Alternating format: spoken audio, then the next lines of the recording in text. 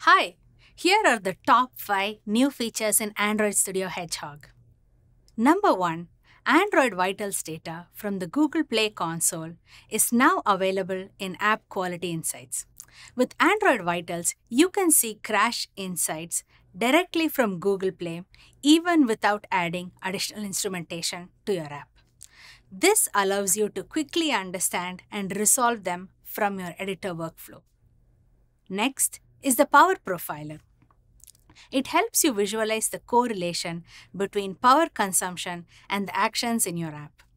It provides a per rail accounting of energy draw. Optimizing your app for lower power consumption leads to better battery life and improved end user experience.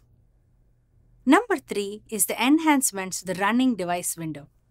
A new all-in-one place to test your app on different devices and inspect them. You can now mirror your physical devices, use the embedded layout inspector, and Gradle managed devices can now target Firebase Test Lab devices. You can run your tests at scale on a wide range of Android devices, both physical and virtual. Number 4, and my favorite feature, the new UI. The new UI features a reimagined theme that reduces visual complexity, resulting in a modern and cleaner look and feel. We've listened to your feedback and added the most requested features: compact mode, vertical and horizontal splitting, and project tabs for macOS. And finally, we have the Upgrade Assistant.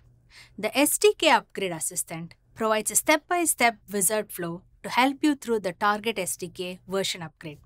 Using the Android Studio Hedgehog, you can upgrade to Android 14 API level 34 quickly and efficiently.